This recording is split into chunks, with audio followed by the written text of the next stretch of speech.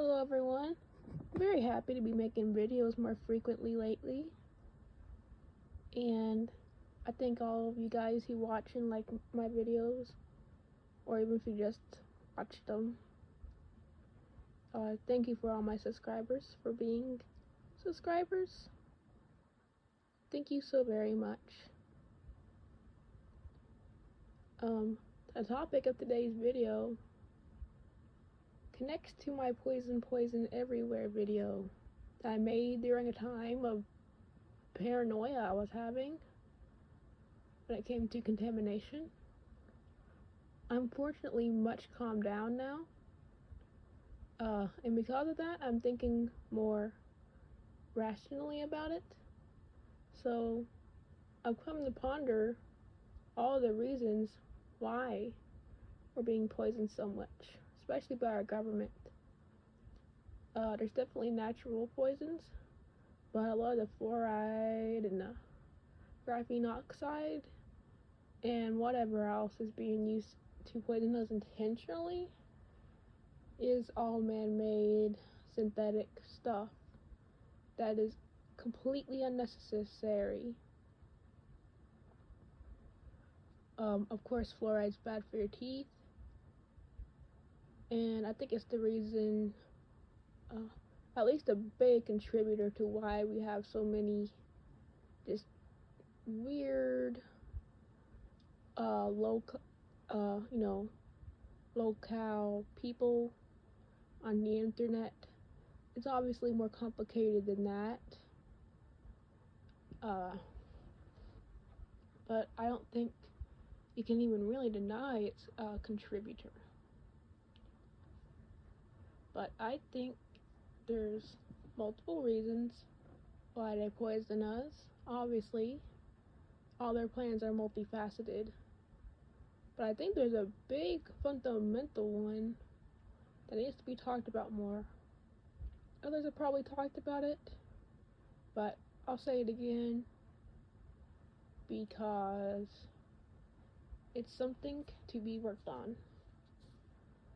And that reason is to affect our memory. Now, when you affect the memory, you affect many functions of the brain.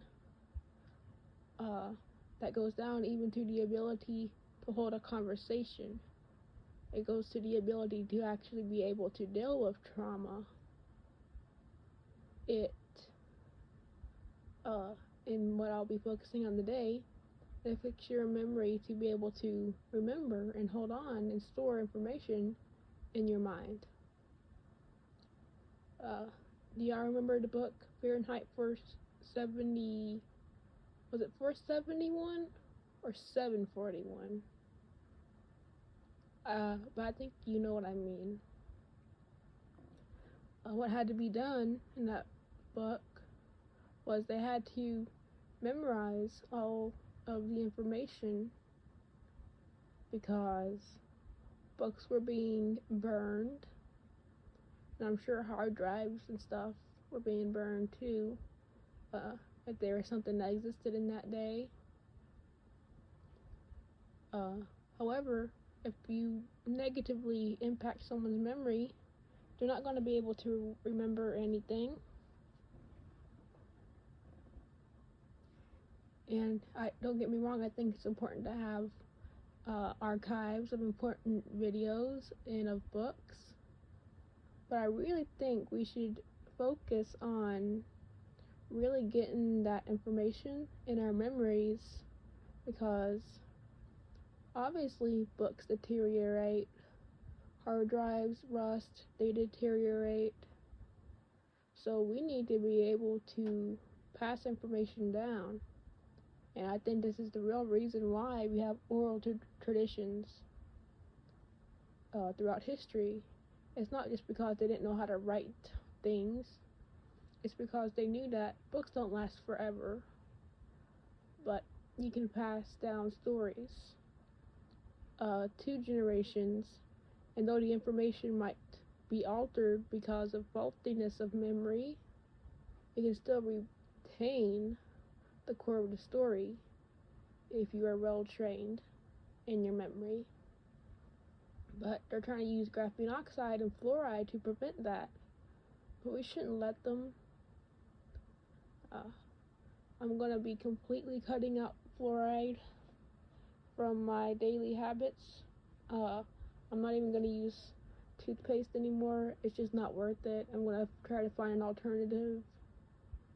I'm going to be, bit by bit, making changes to my lifestyle and seeing how I feel, and hopefully feeling better, and hopefully improving my memory, and trying to dedicate certain informations to my memory, and whether I have to write it down and try to preserve it in some way or pass it down to someone, that's what I'll try to do, especially when it comes to information in astronomy, language and what words mean, even like religious texts.